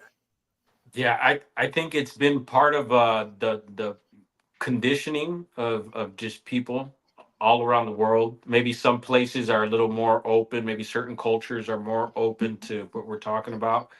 But I think for the masses, it's been one thing that, you know, it's been programmed for us to think that way, and when everything is quite the opposite. So it seems like everything in the world seems to be inverted. So it's like really everything. The truth is the opposite of what they've been telling us, you know? So what you're telling me is some of us have our wiring messed up, that we believe this stuff. Yeah, I got a few. I got a few wires and screws that need some tightening and maybe some electrical tape. Yeah. And the Indians didn't make up stuff. Well, they were spiritual beings to them. So, I mean, we have Ken in here. Ken could tell us probably a lot about it. Yeah, Ken, you're going to be coming on soon. You're on the list. He's our Native American. We have a few, actually. Right. We have several. Yeah, we've had some on already. Yeah, and you know, going from my area, going back to the natives in the area there, I try to learn as much as possible. Actually, this time around, my buddy Jonathan Easley from Western Bigfoot Explorations really wanted to focus on talking to some local natives, and we couldn't find anyone. And actually, I knew of one guy who's actually well known. Actually, in the Peter Santinello interview of the Hoop Road Reservation, he interviews this particular person I'm talking about. His name is Inker. And he's actually the guy who went out with Les Stroud in Survivor Man Bigfoot Willow Creek episode. That's the California, and so that's up that way. And so that's who Les Stroud went out with. And he's been on Monster Quest and several other documentaries. So I was like, we got to talk to Inker. I had talked to Inker before, and at the moment, I had no idea where to find him. So I was just like, Lord, you know, make it happen. And there was one particular place where I had met him the first time, and something told me to go check for him there. And we found him. So I'm excited to see what my buddy Jonathan, what his documentary is going to show there. But it was an amazing interview, and just even off camera, he was showing us a lot of stuff and talking to us about their culture and stuff like that. And we're all about that. I'm all about, you know, learning other cultures, respecting others' cultures. Absolutely. And have you ever seen cloaking? No, but I have some weird videos. I've got one that I can send you privately that I can't put it on here because I promised the guy I'd never post it, but I have a couple of them. Weird things happen with some of the pictures I have. Some stuff just randomly disappears. I don't understand what's going on there with that. I've heard of stuff that. that I've had staved in there that shouldn't be missing, that's missing. But I can show you some interesting things that would make you think, Oh yeah. what is Well, going on in that picture? Because it when you see it, it looks like something from the Predator. yeah. Yeah, I'm very interested in that, and then you hear more people talking about this cloaking being, or what is it, the I forget what they call it, glimmer man. There's different other terms for it as well, but there's actually a video by Barb Shoop. She's a Bigfooter out of Yes, yeah, I've seen her. Washington State, which I thought was very interesting. Some people don't, but I think there's definitely something there. And just that whole video that had some interesting stuff behind it. There was Claudia Ackley, who was in that video with Barb Shoop, and she was the lady that was suing the state of California with Todd Standing. Did you guys hear about that? For not letting the public know that there's Bigfoot around and stuff, and they had Oh had a wow. sight. Yeah. Yeah, she had a sighting with her daughter, and I guess that whole lawsuit kind of fell through. But and then also she ended up passing away. I was actually in touch with her a little before she had passed away and stuff, and she had shared some pictures with me that were pretty weird too. She had some strange stuff happening for sure. But What was her yeah, I name? don't I'm know sorry to interrupt. What was her about name the again? video. I was I'm going to say sorry. about the video that her and her daughter recorded. I had a little trouble with that one. I know some decent people. There's some people that did some decent breakdowns of the video, and that helped me out a little bit. But yeah, I don't know about that particular video there. And then having Todd trying to help you sue the state of California is a little. I don't know. What It's was the woman's name? Claudia Ackley. Claudia. Yeah. And she was present during the filming of that, and this is why I bring her up. But she was present during that video of that weird subject in Barb Shoop's video. Which is odd because in some states they actually put in like fish and game manuals. Like in Florida, if you read down to the bottom, it says no taking of skunk apes in the hunting manual. Yep. Well, there's also yeah. Why put that there, right? And there's also the what is it? The Army Corps The of Army Field Engineers. Manual, yeah. Yeah, up in Washington State. Also, there's actually there was a Disney documentary I was watching.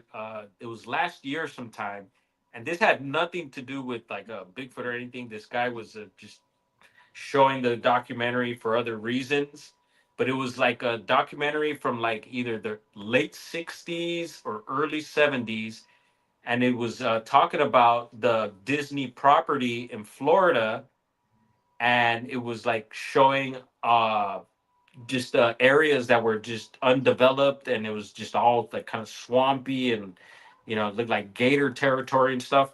And they're talking about the different wildlife in the area, and they mentioned the skunk ape. And I was like, Yeah. whoa, this is way back. And I was trying to find that documentary again to maybe like snip that little part and share with people, but I haven't been able to find it. So if anyone finds that doc, yeah, let me know. Because So you're saying Walt Disney had a pet Bigfoot?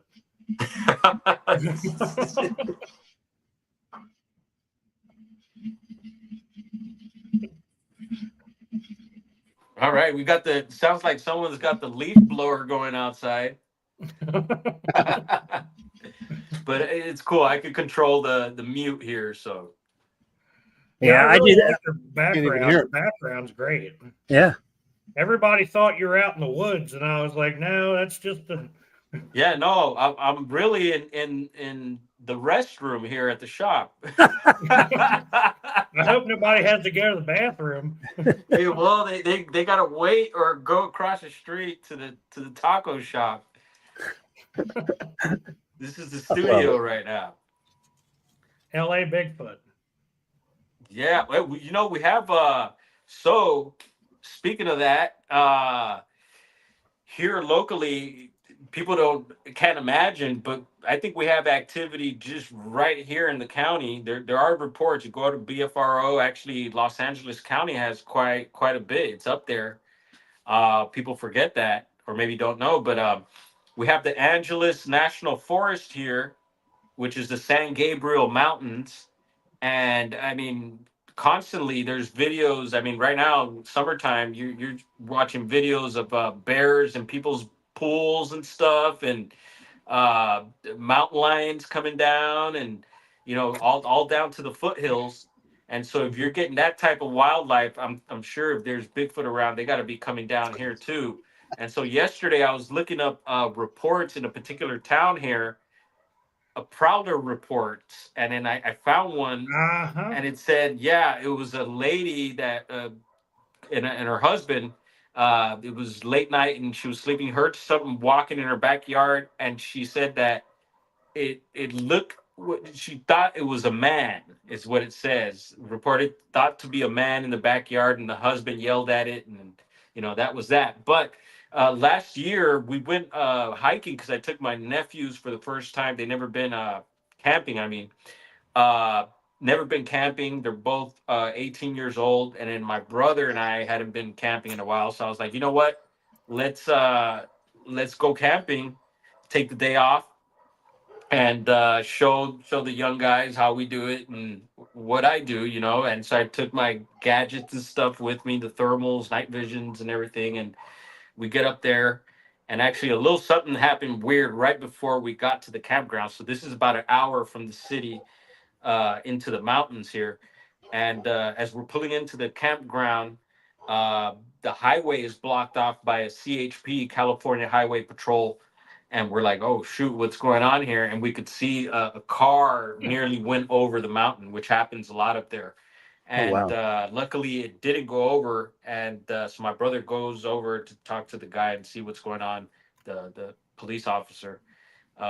And he explained that they were going to clean that up as quick as possible, and hopefully we'd be able to get by there soon. So we wait up for a bit, and then he comes over, talks to us, and he's like, hey, what do you guys, the site's cleaned up. What are you guys doing up here? And I'm like, we're about to go camping here. The entrance to the campground's right there. He's like, all right, well, you guys be careful because there's been several cult murders up here. Oh, We're nice. like, oh, wow. Yeah. Thank you for the heads up. And so that was exciting. But anyway, so we set up shop, and it's nighttime already, get our tents up and everything. And we start to walk the campground. We noticed just some maybe like one or two other campers, but the whole campground was basically to ourselves. And we start walking the campground. I show the guys how to use the gadgets and everything. And my nephew is using my new thermal, and he starts noticing something. He starts getting hits, and I'm like, all right, just make sure you're recording. And he's not explaining to us what he's seeing, but it happened like two or three times. And anyway, long story short, we wrapped up the night.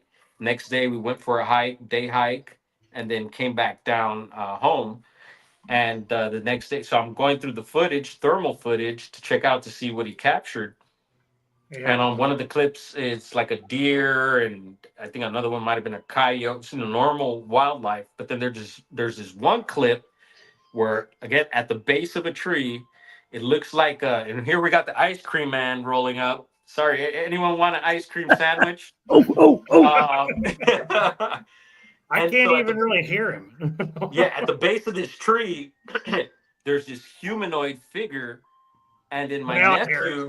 my nephew, not knowing, he points at it, and he's recording, and the subject, very humanoid, and it's sitting, like it's either sitting or maybe, I don't know, kneeling, but it's crouched down. It's not standing up. And when he points at it, I guess it notices, and then it just dives and covers itself like that. And so we have that footage. Now, is it a person? Honestly, we don't think so, because it was really cold that night, really cold and windy, and we don't think it. A buddy of ours, my buddy Jonathan, I mentioned earlier, said that maybe it was someone just cowboy camping out there, and which of course we're like, all right, well, yeah, I could see maybe it was someone and they were throwing their sleeping bag over themselves or something like that.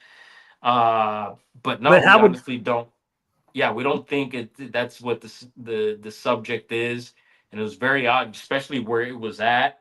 And we tried doing a follow up the next week. I was so excited, I wanted to go up the next day, but I gave the guys a few days rest, and we went back up the following week to try and reenact everything, but couldn't find. I had to do a little better figuring out where the trees and where everything was. But we well gave if it a it was shot, and we're going to continue. We're going to go give it another shot as soon as we can, see what else is happening up there. But the reason why we went to that particular campground was because online I happened to read, I was like, well, what's the nearest sighting report near me here? And I looked it up, and it was this campground. It's called Chilau Campground.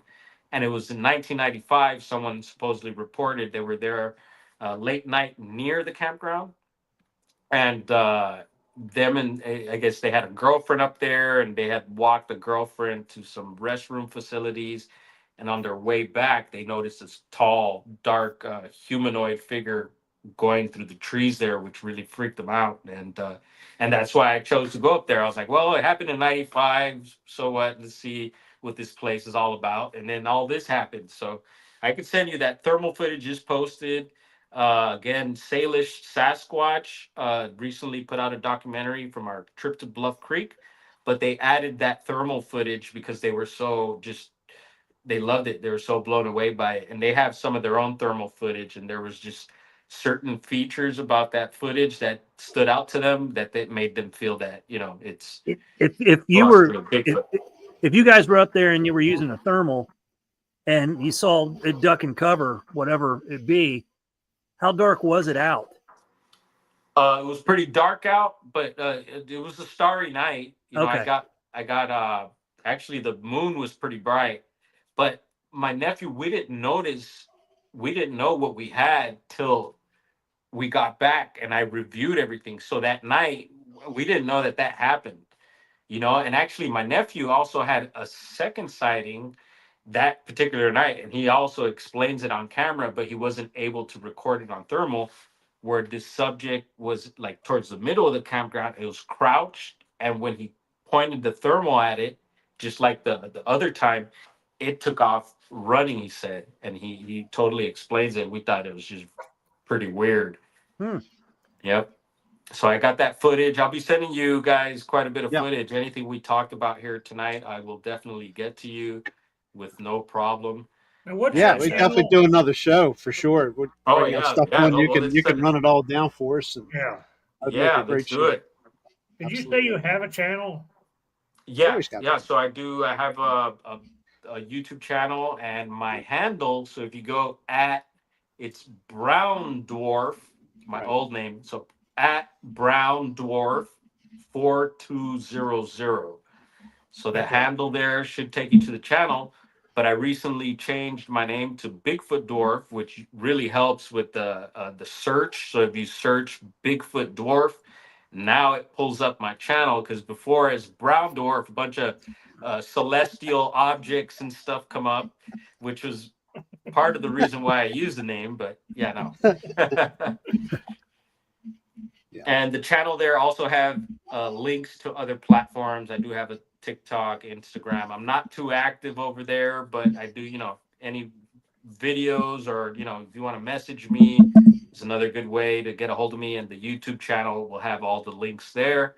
And we'll be going live again here soon. I've been doing these live Yeah. streams, and so I want to get back on it. Like I said, I just need to offload a bunch of stuff off of my computer. And we'll be having some of these videos coming up from this recent trip to Bluff Creek as well. So Yeah. Jerry and I are tuned. going to do a stream here from the farm at some point, hopefully this Hey, fall. yeah. Jerry will pull his motorhome down there, and we'll set up camp out back. I live 5 miles away from it, but yeah, I am going to take the RV over there because do some overnight stuff with cameras and stuff, which has been very successful. Nice. He's done that over here at one of the local parks down along the river. I'll share that with you. I'll Yeah, share that. he's got something. Someone's got to do it. Most likely not a Bigfoot. No, Unfortunately. man. Well, Yeah, it's within that subject, the secondary subject we discussed. yeah. Have you seen any dogmen? That dog-headed thing that I hope I That's- never have to. And you know that thermal footage it might be one of those pale crawlers. Who knows? I don't know. You guys will have to look at it, but there's The thing that definitely always some. makes me laugh about that kind of stuff is when you see it hide behind a tree, it acts like you can't see it. It doesn't realize it sticks out on both sides of the tree because the tree is usually this big, and whatever's hiding behind the tree is this big. So Yeah, no. From what I heard, it's like the subject was actually even doing like this weird, and it does look like this weird, like squirrely, like I don't know, like I'm busted type, and Yeah, oops, hides. I got caught. they have Yep. some unusual characteristics about them, especially They the do. swaying and stuff like that. You know, Mhm. if you're trying to hide, why in the heck would you sway? Yeah. Well, I I've just never heard. could understand that. You know, Well, I've heard also that some theories that could be almost because let's Like see, primate behavior. you Yeah, guys true. talked about Maine, so you probably know Christopher Noel. Yeah. Yeah. I've So heard remember he that. had the Sasquatch savant theory, or like the theory that they are very much like autistic. Yes. Very related to like autistic people, and so that the swaying back and forth could be like almost like this comfort type thing, something like that, which I could see. Sure. I could Yeah. imagine that. I remember him talking one of his shows about that, a Yeah. documentary or something. He had actually, well, it's probably on Carrie's show because he was on Carrie's a few times, and I remember him bringing that subject up. You know, And you know what? It's a trip. You mentioned Carrie, and the last time we did the show, I think one of the I think I don't know if I did it once or twice with him, but at the time I don't think it was my best performance. I think I might have been hanging at the bar before that. But well, I know you were out. You were having a lot of cell phone signal yeah, issues. yep, You were having a hard time yep. staying I was at a connected. hotel, and oh gosh, but it is what it is. But actually, I had some text messages from him, soon before that whole, his transition.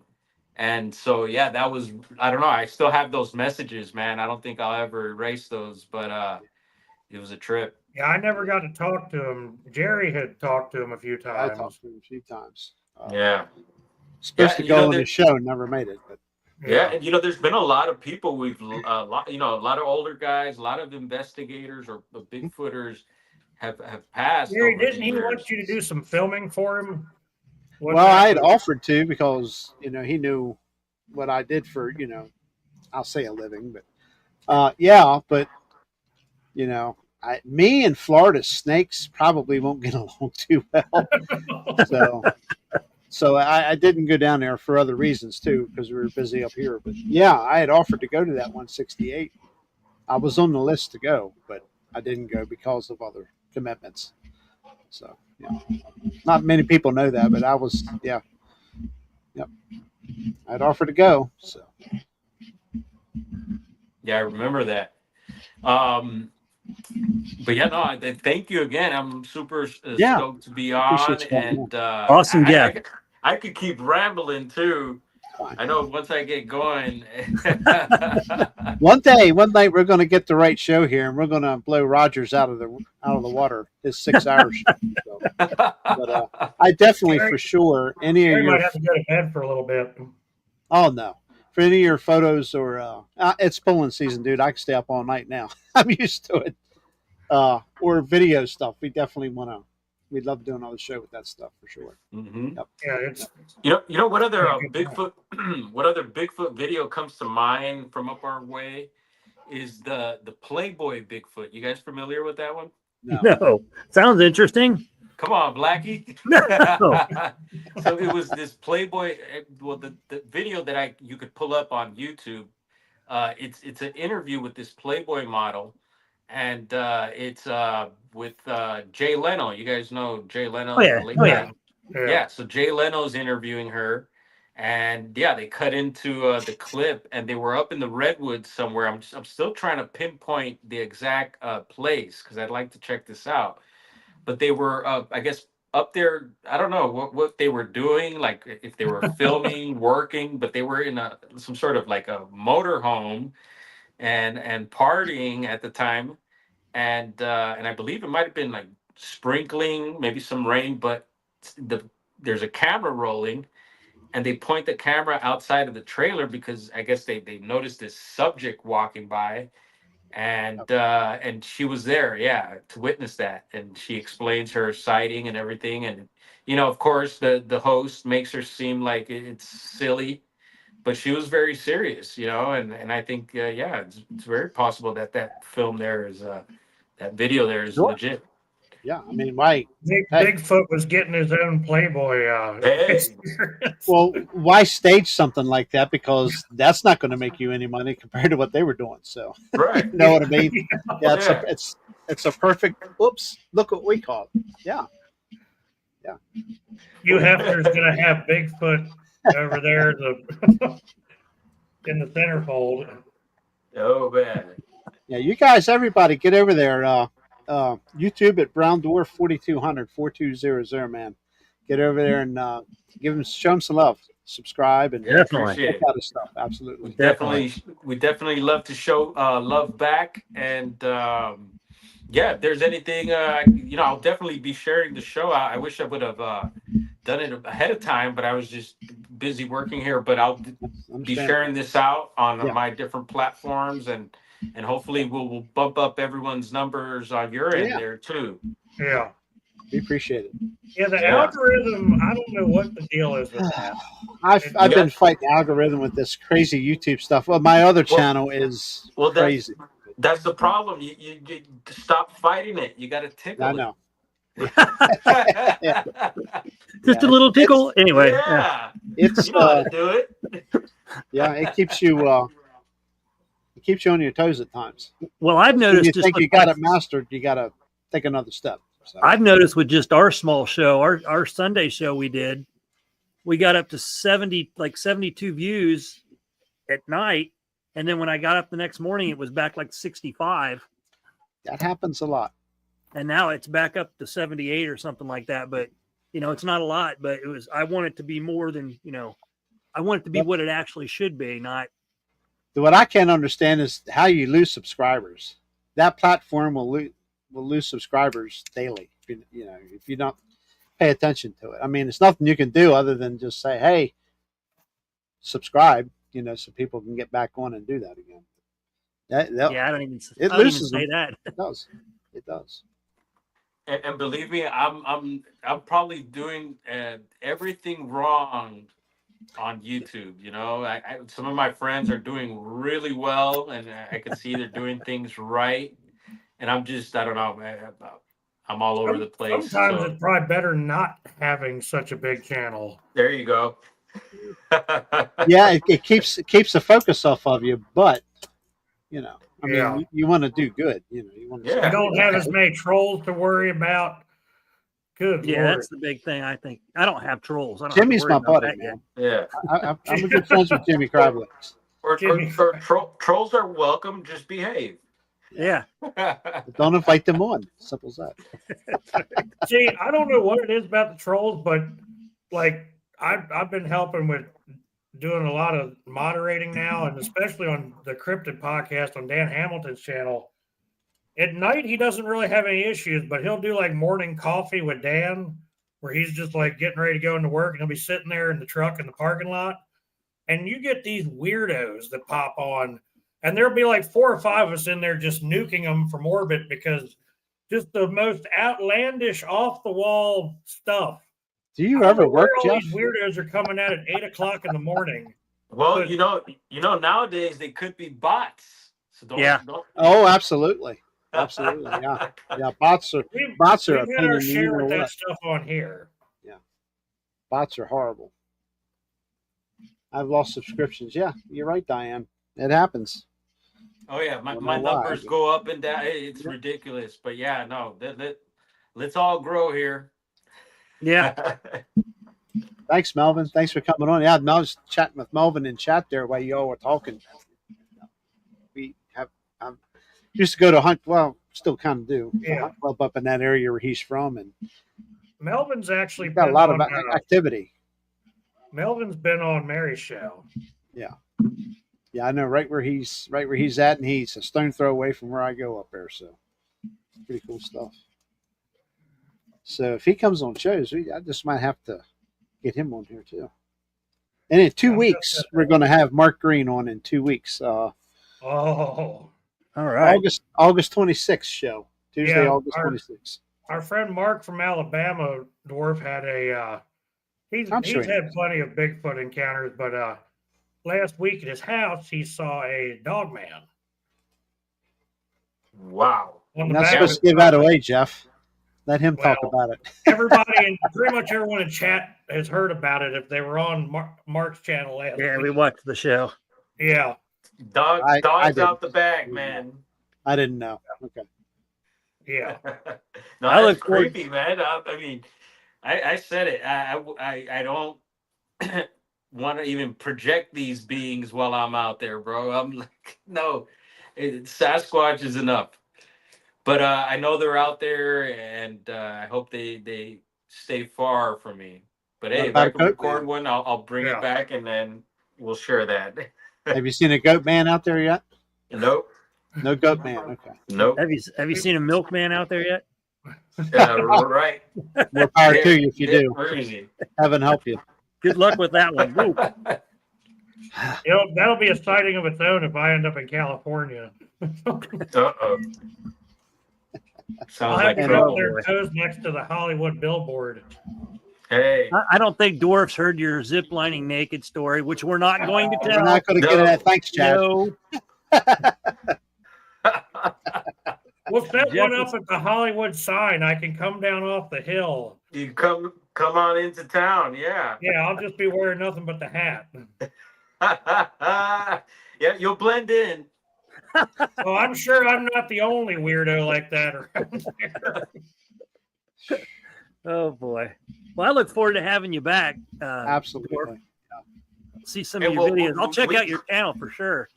Yeah, no, thank you. And no, I appreciate it once again. And Blackie, it was an honor. Actually, Blackie, I've checked you out several times. Sometimes I'm in the chat. You know, I'm becoming more familiar with the channel, and I've hung out in chat before, Jerry. And I think that's I've seen him how there. the milkman found me. But yeah, I was very curious about Blackie, and it's super cool to be on with you, brother. Hopefully, we'll be talking more. And Thank the you. milkman, of course, you got my contact, and Jerry. Yeah, I'll have to get you my number too. I'll get you guys all my number. And we'll stay in Get hooked touch. up with you on Facebook and stuff too. I definitely Yeah. Well, I get don't over use to his Facebook channel. much, but He doesn't use the yeah, I'll Facebook. give you mine anyway. What's that? He don't use the Facebook. Oh, okay. I didn't know that. He has one. He just doesn't use it.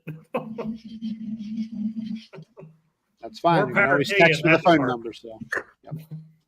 Perfect. Yep. But yeah, no, thank you to the audience. Thank you for showing Yes. up, everyone, and hopefully y'all enjoyed the talk tonight. And we got more to come too, so make sure Absolutely. you get these guys and get me back on. Oh yeah, definitely. Soon while it's fresh. We'll definitely happen. We'll make it happen. Yeah, we appreciate everybody in chat. 100%, man. Pretty busy tonight too. Yeah. If I missed any of your on. questions, I Have apologize. on next week. I got to work on that. That's fine. Yeah, thanks Okay. everybody for being here for sure. Great But great see, guests. we're Good great. show. Yeah, y'all stick around. We'll go backstage here in just a minute, and the rest of you appreciate you being on here. Big love, and Yes. we'll be Big back love. next Tuesday with somebody. So, See you everybody. All right. Good night, everyone. Night, everyone.